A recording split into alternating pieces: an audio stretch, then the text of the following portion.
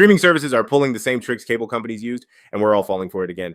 You know what's wild? We spent decades complaining about cable TV, the endless channels we never watched, the bundled packages that forced us to pay for sports when all we wanted was HBO, the constantly rising prices that somehow never came with better service. We hated it so much that cutting the cord became a cultural movement. We were rebels taking down big cable, one Netflix subscription at a time. Here's the thing, nobody wants to admit we didn't actually solve the problem. We just gave it a fresh coat of paint and called it innovation. When Netflix first launched its streaming service, it felt revolutionary. $8 a month for unlimited movies and TV shows, no commercials, no contracts, no cable box rental fees.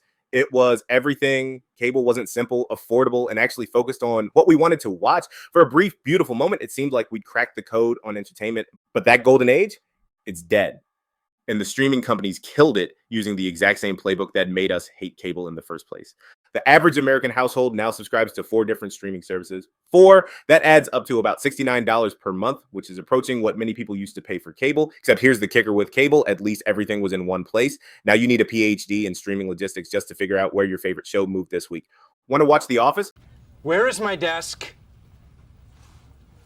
That is weird. Hope you've got Peacock. Craving some Severance? Better have Apple TV Plus. Feel like rewatching Game of Thrones? That's HBO Max, which is now just called Max because apparently even the streaming services can't keep track of their own names anymore. And don't even get me started on sports. You'll need ESPN Plus for some games, Amazon Prime for Thursday Night Football, and probably 3 other services just to follow your team through a season. This is exactly what cable companies used to do. They'd split content across different tiers and packages, forcing you to buy the expensive bundle just to get the 2 channels you actually wanted. Sound familiar? Because that's precisely what's happening now, except instead of channel packages, we have platform exclusives. But the similarities to cable don't stop at content fragmentation. Remember how cable companies used to jack up prices every year like clockwork? Netflix started at $8 a month. Today, their standard plan costs $23. That's a nearly 200% increase in just over a decade. Every major streaming service has been steadily cranking up their prices, betting that we're too invested in their content to cancel. Here's where it gets really cable-like. They're bringing back commercials. Amazon Prime Video, which you're already paying for as part of your Prime membership, now forces ads on you unless you pay an additional $3 per month. And Netflix launched an ad-supported tier that costs about the same as their old ad-free plan used to cost. It's the classic cable move. Give you something, then slowly take it away while charging you more for the privilege. And just like cable companies used to do, streaming services are making it increasingly difficult to actually cancel. They've mastered the art of the sticky subscription, auto renewals, annual plans with hefty cancellation fees, and interfaces designed to make canceling as painful as possible. Some services bury their cancellation options so deep in their settings that you need a treasure map to find them. But perhaps the most cable-like behavior of all is how these companies treat the content you've actually purchased. Remember when you could buy a DVD and own it forever? Well, streaming services have convinced us to give up that ownership in exchange for convenience, except they're not holding up their end of the bargain. Amazon has been caught deleting movies from customers' libraries, movies they paid for and thought they owned. Disney Plus has removed original content without warning. Warner Bros. Discovery pulled entire shows from HBO Max, including some of their own original series, just to avoid paying residuals to creators. Imagine if your cable company could retroactively delete channels from your package after you'd already paid for them. We'd riot. But somehow, when streaming services do it, we just shrug and move on. This brings us to one of the most insidious tricks streaming services have borrowed from cable, the illusion of choice. Cable companies used to advertise 500 channels, while conveniently ignoring that 450 of them were shopping networks and reruns of shows from the 1980s. Streaming services do the same thing, boasting about their massive libraries while filling them with content nobody asked for. Netflix claims to have thousands of titles, but how many times have you spent 20 minutes scrolling through their interface, unable to find anything you actually want to watch? They've mastered the art of quantity over quality, padding their numbers with low-budget international content, reality shows that cost pennies to produce, and movies that went straight to streaming because no theater would touch them. Meanwhile, the shows and movies you actually want to see are scattered across a dozen different platforms, each one hoping you'll subscribe just for that one piece of content. It's the streaming equivalent of cable's old trick of putting the good channels in the premium package. And speaking of premium packages, streaming services have recreated cable's tiered pricing structure. Most platforms now offer multiple subscription levels, basic, standard, premium, with artificial limitations designed to push you toward the more expensive options. Want to watch in 4K? That'll cost extra. Want to stream on more than one device? Pay up. Want to download content for offline viewing? Better upgrade to premium. This is straight out of the cable playbook. Create artificial scarcity, then charge people to remove the limitations you created in the first place. It's not innovation, it's manipulation. All of this fragmentation and price gouging has led to a completely predictable outcome. Piracy is making a massive comeback. According to recent studies, visits to piracy sites increased by about 13% from 2019 to 2023, reaching 141 billion visits last year alone. That's not a typo. 141 billion. The United States leads the world in piracy traffic, and 92% of that pirated content, movies and TV shows, the very content that streaming services claim to be making more accessible and affordable. This shouldn't surprise anyone who remembers the early 2000s. Back then, music piracy was rampant because the music industry made it easier to pirate songs than to buy them legally. The music industry eventually figured out that you can't beat piracy by making legal options worse. Spotify succeeded where iTunes failed because it offered a better experience than piracy: unlimited music, instant access, and a price that felt fair. Today's piracy sites offer something that legal streaming services don't: everything in one place. Want to watch a movie that's exclusive to Disney Plus, a show that's only on Netflix, and a documentary that's locked behind Amazon Prime? A piracy site will have all three with no monthly fees, no geographic restrictions, and no ads. They've essentially created the service that streaming was supposed to be before corporate greed got in the way. I'm not advocating for piracy. Content creators deserve to be paid for their work, but when the legal option is more expensive, more complicated, and less reliable than the illegal one, you've created a system that pushes people toward piracy, and that's exactly what's happening. The streaming companies know this. Netflix mentioned piracy multiple times in their 2024 annual report, acknowledging that it's a real threat to their business, but instead of addressing the root causes, high prices, content fragmentation, and poor user experience, they're doubling down on the same strategies that created the problem in the first place. They're spending billions on original content, hoping to create must-see shows that will keep people subscribed. Netflix alone plans to spend $18 billion on content in 2025. But here's the thing about exclusive content: it only works if people can actually afford to access it. When you're asking customers to subscribe to 4 or 5 different services just to keep up with the shows everyone's talking about, you're not creating value. You're creating frustration, and that frustration is showing up in the numbers. Over 50% of Gen Z and millennials surveyed had canceled at least one streaming service in the last 6 months. People are getting tired of playing subscription whack-a-mole, signing up for a service to watch one show, then canceling it, and signing up for another service to watch a different show. This behavior is exactly what cable companies used to deal with. People would sign up for premium channels to watch a specific show or sporting event, then cancel as soon as they were done. The cable industry's solution was to lock people into long-term contracts with hefty cancellation fees. Sound familiar?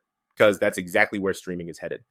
Some services are already experimenting with annual plans that offer discounts but lock you in for a full year. Others are making it increasingly difficult to cancel, requiring phone calls or multiple confirmation steps. It's the same customer hostile behavior that made us hate cable companies in the first place, but the most cable-like behavior might be how streaming services treat their own content. Cable companies were notorious for canceling shows without warning or moving them to different time slots. Streaming services have taken this to a whole new level. They'll spend millions producing a show, promote it heavily, build an audience, and then cancel it after one season because it didn't meet some arbitrary metric for success.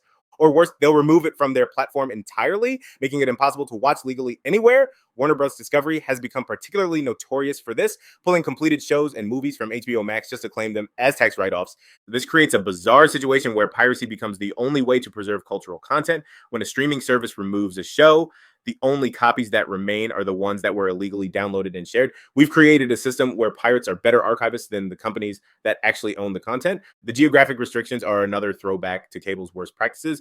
Cable companies used to black out sporting events in certain markets. Streaming services do the same thing with their content, making shows available in some countries but not others, often for reasons that have nothing to do with licensing and everything to do with maximizing revenue. This has led to the rise of VPN usage. As people try to access content that's artificially restricted in their region, it's created a cat and mouse game where streaming services try to block VPNs while users find new ways around the restrictions. And just like cable companies used to do, streaming services are now bundling their offerings in ways that force you to pay for content you don't want. Disney offers a bundle that includes Disney Plus, Hulu, and ESPN Plus. Amazon bundles Prime Video with their shipping service. Apple includes Apple TV Plus with their other services. It's the same forced bundling that made cable packages so frustrating, just with a different name. Even the way streaming services market themselves has become indistinguishable from cable company tactics. They advertise low introductory prices that automatically increase after a few months. They offer free trials that require credit card information and automatically convert to paid subscriptions. They use confusing pricing structures that make it difficult to compare options. But perhaps the most damning similarity is how streaming services have abandoned any pretense of putting customers first.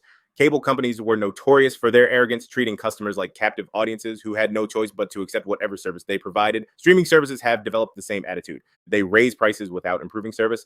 They remove features that customers value. They cancel shows that have dedicated fan bases. They make their interfaces more confusing and harder to navigate. They do all of this because they believe they have enough exclusive content to keep people subscribed, no matter how badly they treat them. This arrogance is particularly evident in how they've handled password sharing. For years, streaming services tacitly encouraged password sharing as a way to build their user base. Netflix even tweeted about it saying, "Love is sharing a password." But as soon as they felt they had enough market power, they declared war on the practice, implementing complex verification systems and charging extra fees for additional users. It's the classic bait and switch that cable companies used to pull: offer something attractive to get customers in the door, then slowly take it away once they're locked in. The fact that Netflix's subscriber numbers actually grew after they cracked down on password sharing just proves how much market power these companies have accumulated. The end result is a system that's arguably worse than cable ever was. At least with cable, you knew what you were getting into. The pricing was transparent, even if it was expensive. The content was all in one place, even if there was a lot of filler. The service was reliable, even if the customer support was terrible. With streaming, you're constantly playing a guessing game. Which service has the show you want to watch? How much will it cost this month? Will the show still be there next month? Can you actually watch it in your country? It's exhausting. And the companies know it's exhausting. They're counting on subscription fatigue to keep people from actively managing their streaming services. They want you to sign up for everything and forget about it, letting the monthly charges accumulate on your credit card while you use maybe half of what you're paying for. This is exactly how cable companies operated. They made their services so complicated and their cancellation processes so painful that people would just keep paying for channels they never watched rather than deal with the hassle of changing their package. The streaming industry has also adopted cable's practice of using exclusive content as a weapon against competitors.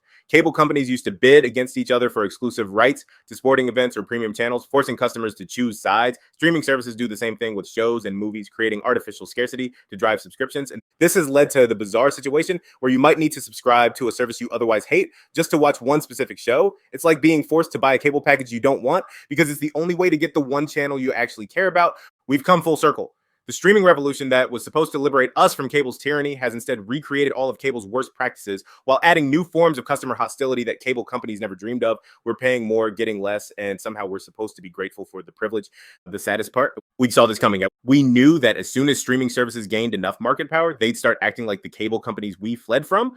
But we convinced ourselves it would be different this time. We told ourselves that competition would keep them honest, that technology would make them more efficient, that they actually cared about giving us a better experience. We were wrong, and now we're stuck in a system that's more expensive, more fragmented, and more frustrating than cable ever was.